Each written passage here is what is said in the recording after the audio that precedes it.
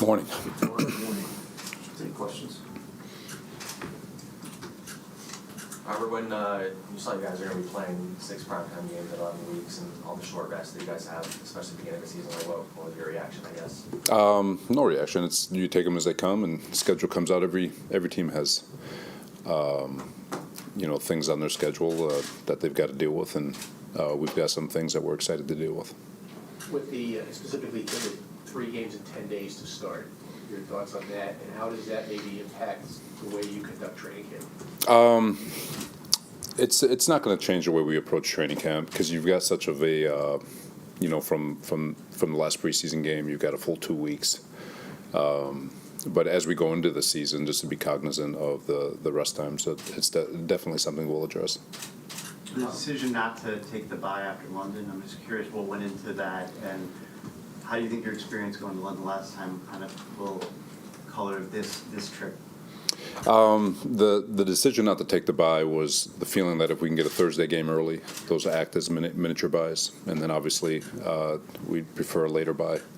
But every time you go, there's so much data now with regards to the London trip, and so many teams have tried it so many different ways.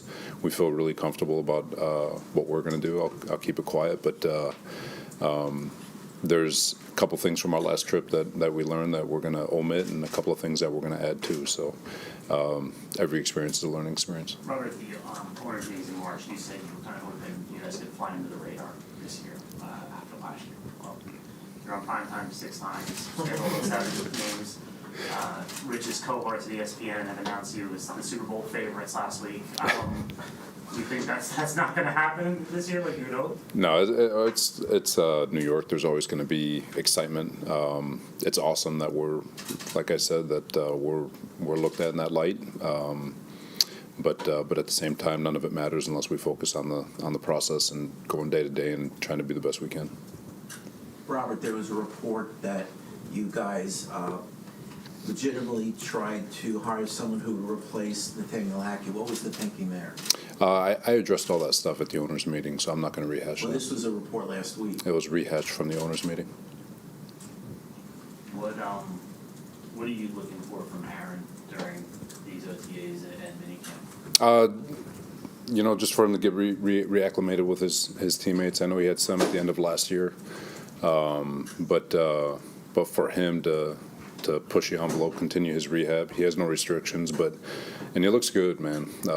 The arm talent obviously is still there, but it's really just reacclimating to everything, and we're trying a bunch of new stuff too, and it's just trying to evolve within the offense.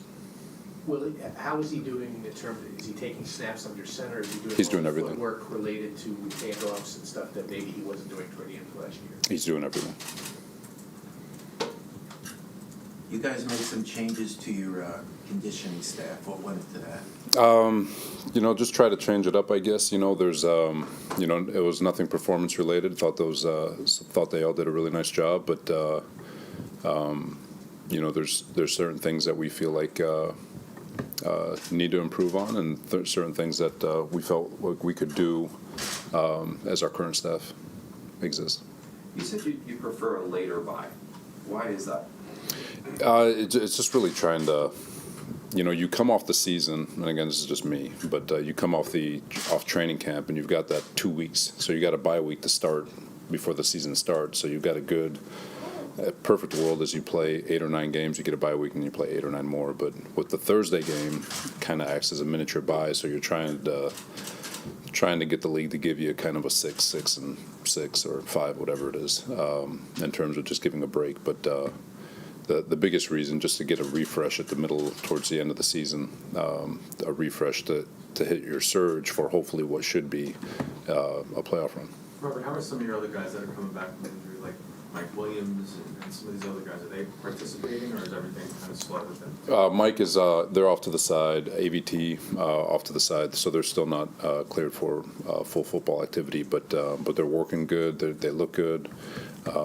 Excited about the progress they're making. What about Dwayne and Morgan? are they participating? Tyron. I was going through. And Morgan. Tyron's out there. Morgan's working through some things too. But Tyron's out there. What about, I feel like, sorry, what about Ola? Olu's out there. Oh, yeah. Yeah, he looks good. I feel like anytime you talk to teams that have really good offensive lines, they all credit the same thing, and it's the reps that they get together as a collective five in OTAs, mini camp, and then throughout training camp, which gets ready for the season. You guys, for various reasons, haven't been able to do that the last couple of years. Is that extra important for you? I know you got some guys that have some No, for sure. and stuff, but like, to get them working together. It's always for sure. In a perfect world, all five play every snap from now till middle of February or whatever it is. But you want to get those guys working together as much as possible for sure, and to have our guys healthy and ready to roll. So I believe AVT will be ready for training camp. We'll see, but to get all five of them out there so we can get that continuity, it's only beneficial. Where's, I know when McDonald, when he got you guys probably wanted him to bulk up a little bit, where's he physically now? He looks really good. The bulk part's not done yet. He still has a couple months yet before training camp, but the athleticism, the get off, the physicality, all looks to be improved. But again, it's only, and when I say physicality, I mean hitting bags. So we'll see once training camp rolls around and we get pads on. But he looks good. Sauce said recently that he talked to the Holbrook about adjusting his role and that he might get to travel with the opponent's number one receiver. Do you anticipate that being a change for him? He did last year, and we'll be judicious like we are normally are. He is a weapon that we can use from a defensive standpoint, but to say it'll be exclusive, I'm not going to say that, but he did last year. To say he might do a little bit more, that's a possibility, but I think it's going to be more game to game. That's a little bit of a change from you, right? Going back to Seattle and then even you were in San Fran where you didn't travel guys too much. So is that a testament to you adapting and evolving, or more just having a player like Sauce? When you have a guy like him, you just got to try to find ways to be creative with him, but you have to evolve in the league. I think obviously every year you're going to try new things. Some things stick, some things don't, but this is the time of year to try all that stuff. Did you see a little bit last year teams taking their best player and specifically one of their best receivers specifically trying to get them away from him? Not necessarily. I do think we believe so much in DJ Reed. We think DJ Reed is an upper echelon corner in this league, and he can defend anybody in this league also. But teams definitely did not want to throw to Sauce's side, and you could see. I don't know if it was deliberate, but it always ends up that way. But to be able to move him around so they can't just line up and say, "Hey, we know where we're going with the football," there would be an advantage to that for sure. Coach, as you prep for virtually the second season, with Aaron for the second time, what would be a full season with Aaron? Do you find yourself with more deja vu of last year or a completely different experience? I think it's a little bit different. Last year there was so much newness to it. This year, I think the conversations are more, for a year ago, everyone was learning the system. Everyone was learning and listening. This year is more back and forth and trying to evolve. If that's making sense, there's more dialogue, I should say.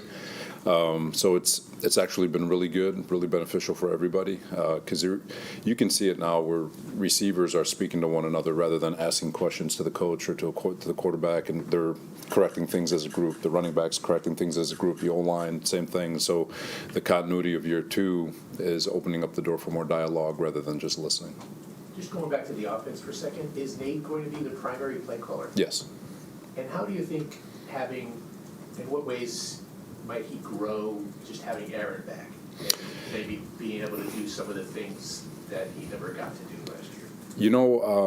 You're always going to experience growth. Last year, I think, was a tremendous learning experience for everybody, including myself. And, I think it's about building an offense that can weather the storm of injury, right? And, last year we got kind of caught behind the eight ball with, preparing. And again, it's all part of you're trying to install an offense, and so when you're trying to install an offense, you're installing an offense with a plan that it's going to stay healthy for the season in year one. But with year two coming around, I think it's evolving the offense in a way that still keeps it where